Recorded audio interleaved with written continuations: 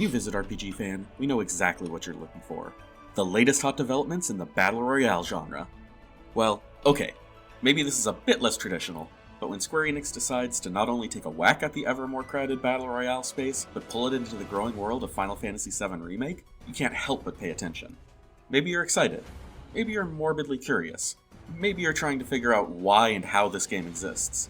Either way, we've spent a week hands-on with the closed beta for Final Fantasy VII The First Soldier, and can give a glimpse into exactly what Square Enix is aiming for with this unprecedented spin-off. The First Soldier follows in the footsteps of popular mobile battle royales PlayerUnknown's Battlegrounds and Fortnite, allowing players, or small teams of players, to duke it out in a giant map with dozens of other players to be the last person standing.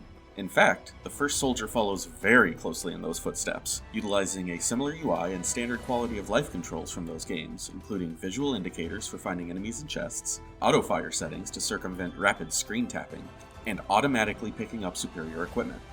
An ever-shrinking bubble drives players closer together to ramp up firefights over time, and hunting down weapons and upgrades for a single match is required to emerge victorious. The First Soldier tries to pull away from the pack in two ways. First, it wants to pull in Final Fantasy fans by drenching the game in Final Fantasy VII fanservice. Second, it wants to appeal to newcomers to the genre by introducing RPG-like elements to engage players who are less experienced with Battle Royale games and shooters in general. How well it fares at these tasks is a bit more complex. When it comes to pulling in Final Fantasy VII concepts, The First Soldier can't be faulted for lack of trying. The beta includes a single map, Midgar. Rearranging the city to allow for maximum landmark placement, the open field is marked by familiar locations like Aerith's Church, Wall Market's Coliseum, and the Seventh Heaven Bar, complete with hidden avalanche base. Throughout the map are traditional Final Fantasy monsters and bosses, offering up a PvE method to gain levels before seeking out enemies. Players select one of 4 battle styles based on some familiar Final Fantasy classes and characters, granting you a collection of abilities, a progression track toward a more varied toolkit, and a unique melee weapon.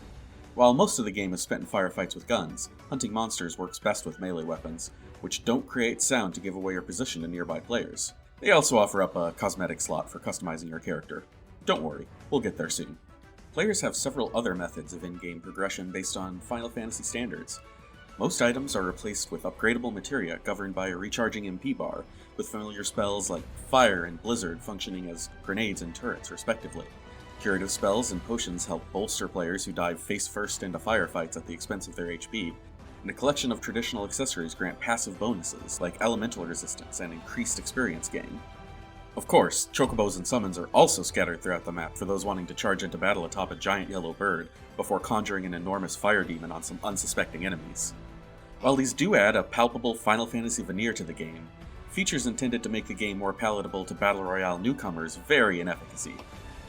While the loop of fighting monsters to build up to fighting players makes sense, it doesn't stop those same players from finding you while you fight monsters and putting a swift end to your game. To help newbies get their bearings before diving in with real humans, new players are dropped directly into a tutorial game, with bots and a more deliberate pacing. However, while the tutorial helps newcomers get a feel for the controls in a stress-free environment, The First Soldier is disinterested in teaching those players about the basics of the genre.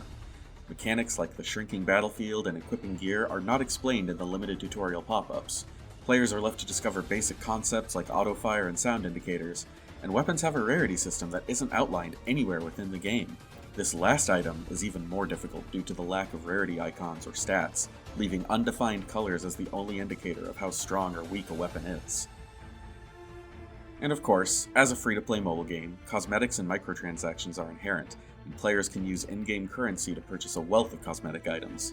In addition to the expected outfits, gun skins, and vehicle skins, giant decorative swords can be slung across your character's back to fuel your Cloud Strife dreams. Outfits cover a variety of series-appropriate gear, from Turk suits and chocobo hoodies to more unique looks like the failed experiment boss from Final Fantasy VII Remake. How this will shake out to real money cost remains to be seen, but in the closed beta, these items could be obtained via currency earned by performing well in-game and completing challenges, such as playing a required number of games or using specific styles. Despite attempts to open the genre to new players, Final Fantasy VII The First Soldier feels a whole lot like other mobile battle royale games. The Final Fantasy fan service works as a compelling hook, but those unique elements are second to the familiar battle royale formula. The First Soldier has the potential to hook a new audience, but the well-worn battle royale foundation might prove too familiar for genre fans already spoiled for choice, and newcomers who have already made up their mind on battle royales. We'll see if Final Fantasy VII The First Soldier has any more tricks up its sleeve when it launches later this year. So what do you think? Is The First Soldier the next big Final Fantasy spin-off?